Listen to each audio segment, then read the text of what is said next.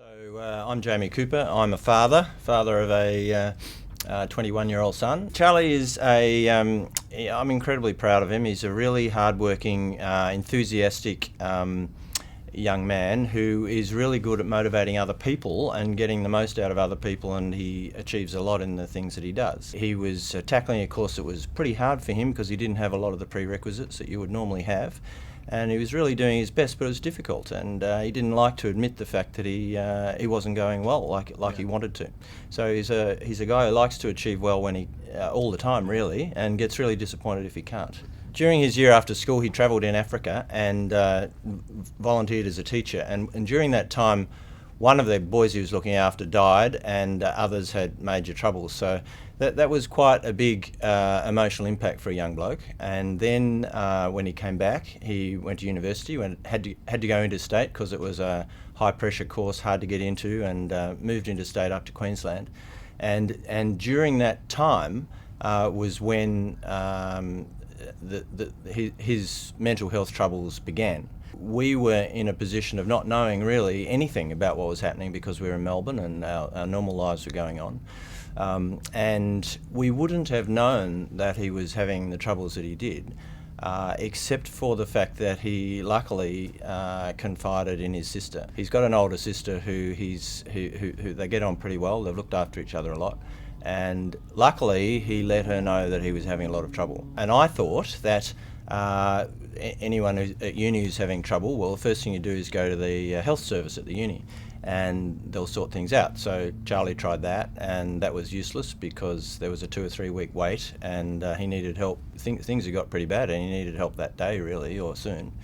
And so the next thing was, well, I'll go to the local GP. There's one nearby. So he tried that, and the GP gave him 3 or 4 minutes of words that didn't help much and a prescription that he didn't understand, and so frankly was pretty useless for him. And he was stuck. He didn't know what to do or where to go. And luckily I was able to help him. I had to help at that stage because he really had nowhere to go. Like all dads, it's incredibly hard to know what your teenage young bloke son is up to and is thinking. It's incredibly difficult because those young blokes go through a period of not really rejecting their fathers, but being separate from them and needing to be apart from them. But on the other hand, as a dad, you've got to try and be aware that things might not be going as well as you thought they were. But like all blokes, he kept a lot of things to himself. So.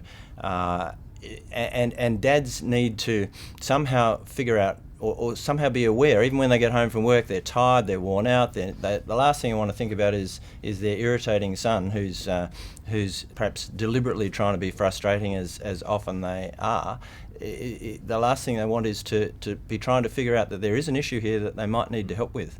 And the signals might come from the son themselves, from Charlie, but often they come from someone else because it's really hard for the young fella himself to raise these issues. It's often thought of as a sign of weakness, and so they tend not to do it.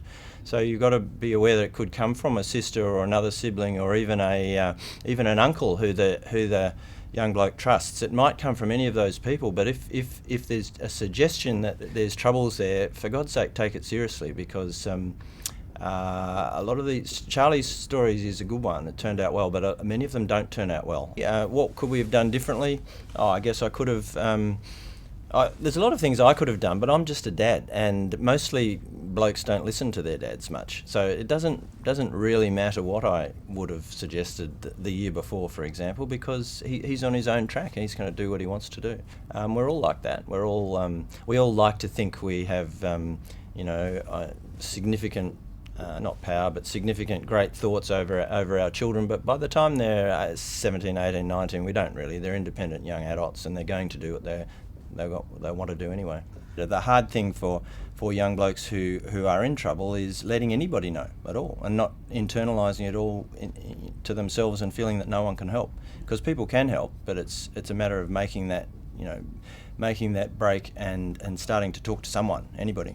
So he's in a good space where He gets to talk to groups of people. He gets to give them ideas, give them advice. He gets enthusiastic about it. He knows a lot more about psychology and emotional stuff than he did before. So things have worked out pretty well for him, but he's in a pretty small minority, and now he's trying to use that to help lots of others.